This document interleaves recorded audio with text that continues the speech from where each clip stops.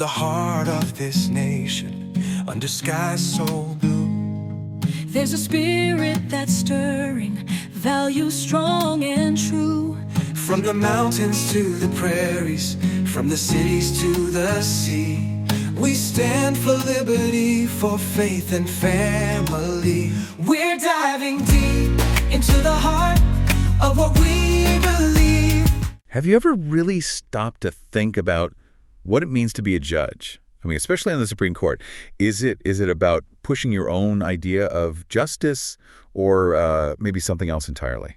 That's a great question to start with. And yeah, today we're taking a deep dive into exactly that, looking at a recent perspective on judicial philosophy, specifically this idea of judicial restraint. It's a concept that really underpins so much, doesn't it? It really does. How our legal system works, how power is balanced, it's fundamental. And our main source for this discussion is an article Justice Amy Coney Barrett wrote herself, published in the Free Press, which then, interestingly, got picked up and discussed in a Red State piece titled, Amy Coney Barrett fires shot across the bow at activist judges, not kings. Quite the headline. Definitely catches the eye. Yeah. So our mission today really is to understand Justice Barrett's view, what she says constrains a judge, how personal views fit in or maybe don't fit in, and, why this whole perspective matters for our democracy. Okay, so let's get right into it.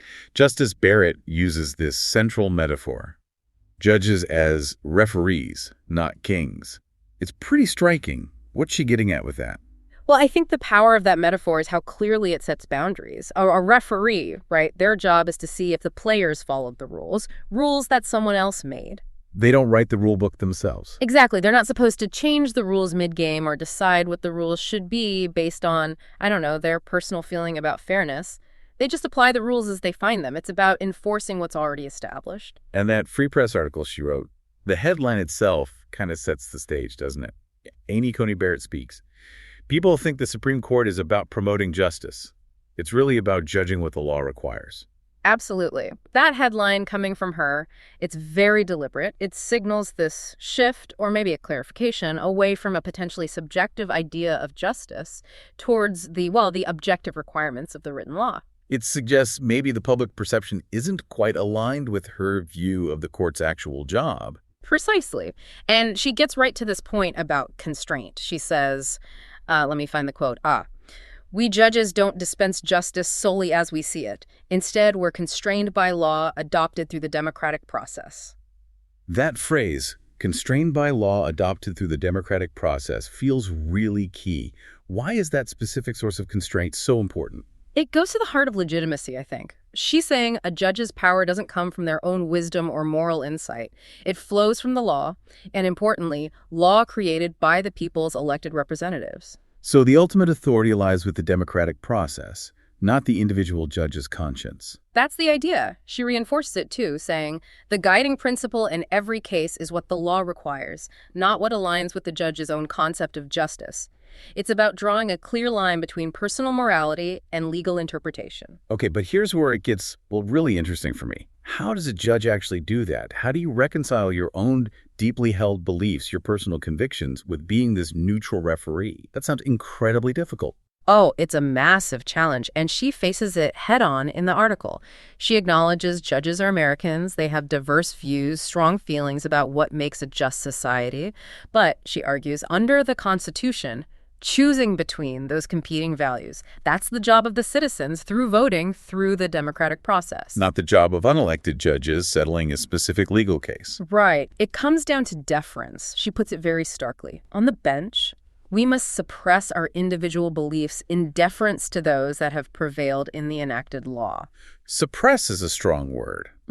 What does that deference really mean in practice, especially when, maybe the law seems unclear or public opinion has shifted dramatically? Well, that's the discipline she's talking about. It means consciously setting aside your own preferences, your own moral judgment, and prioritizing what the law, as passed by the legislature, actually says. It's a commitment to the system itself. Protecting the choices the citizens have made, as she puts it. Exactly. Even if she personally thinks those choices are wrong. If judges just substituted their own views, it would undermine the whole idea of representative democracy, according to this philosophy. And to make this less abstract, she gives a really personal example, which I found quite striking. It involves the death penalty. Yes, it's very powerful. She talks about her long-standing moral objection to capital punishment. And this isn't new for her. She co-authored an academic piece against it before she was even a judge or even a lawyer, I believe. Wow. So it's a deeply rooted conviction. Absolutely. And she points out that death penalty cases, well, they inevitably create this collision between the law and my personal beliefs, as she calls it, because these cases constantly come up on appeal. So how does she handle that direct conflict between this deep moral belief and her judicial duty as she sees it? Her explanation hinges on the rights of the voters. She says, and this is another key quote, "If I distort the law to make it difficult for them to impose the death penalty, I interfere with the voters' right to self-government." So interfering with the law, even for what she sees as a moral good, would be undermining the democratic process itself. That's precisely her reasoning. She's prioritizing the process, the voters' right to make that decision through law, over her own personal conviction about the morality of the death penalty. She also notes, importantly, that the Constitution's framers didn't necessarily share her view, nor do many citizens today, which reinforces her argument for restraint. Okay, so that's the philosophy laid out. How does this actually translate into judicial decisions? The Red State article you mentioned earlier tries to connect these ideas to a specific court action. It does. Now, it's important to state, this is the Red State article's interpretation and framing. They described an opinion she wrote as a stinging rebuke of Justice Ketanji Brown Jackson's views earlier in the summer. This highlights how these philosophical differences get debated, often quite sharply, in commentary. Right. So what was the specific case they pointed to, and how did they see it as an example of her philosophy? The context was a 6-3 ruling related to nationwide injunctions in a birthright citizenship case. The court's majority opinion, which she was part of, essentially limited the power of lower courts to issue these really broad injunctions, the kind that stop a federal policy across the whole country instantly. Okay, I see. Limiting judicial power, essentially. That's how Red State framed it. For them, this decision showed Justice Barrett sticking to her philosophy of judicial restraint, respecting the boundaries between the courts and the executive branch, and pushing back against what they termed judicial activism. Which they associated more with Justice Jackson's approach in that instance. Correct. So from the perspective of the Red State article, this ruling was a tangible example of her acting as that referee, applying rules about judicial power strictly, rather than expanding the court's reach, even in a politically charged case involving the Trump administration's policies. It really drives home that these philosophies aren't just academic. They have real-world consequences in major cases. For Red State, it was about her prioritizing the perceived limits of judicial power over, perhaps, a different interpretation of the court's role. Exactly. It shows why these debates matter so much. A judge's philosophy shapes how they approach cases, which affects the balance of power and ultimately how laws impact everyone. Red State saw this as her putting her stated principles into action, especially on an issue like nationwide injunctions where the scope of judicial power is often debated. So let's kind of pull this together. We've been diving into Justice Amy Coney Barrett's philosophy of judicial restraint, this idea of judges as referees, not kings. Right. Bound by democratically passed laws, required to consciously suppress their personal beliefs in deference to the choices made by citizens through that process. And understanding this viewpoint really helps you, the listener, get a handle on one of the core debates shaping our courts and, well, our whole society. It's all about how laws are interpreted, not just applied, and that constant negotiation of power between the different branches of government. It's fundamental to self-governance. It really frames the question, what is the proper role of a judge in our system? Which leads us to a final thought for you to maybe chew on.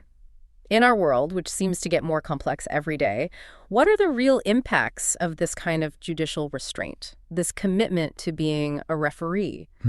How does it affect how justice evolves or how individual rights are protected over time? Exactly. What are the benefits and what are the potential challenges or downsides when a judge makes it their priority to stick to the letter of the law and the democratic process, even if it means setting aside their own sense of what might be more just in a particular situation? Something to think about.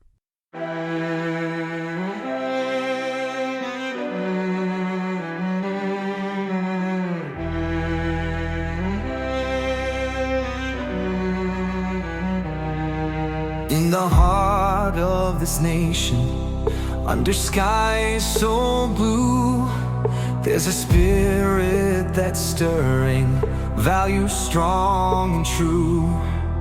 From the mountains to the prairies, the cities to the sea. We stand for liberty, for faith and family. We're diving deep into the heart of what we believe. Conservative values in our souls, they're interweave. With courage and with honor, we'll hold our ground. For freedom, for tradition, in this land we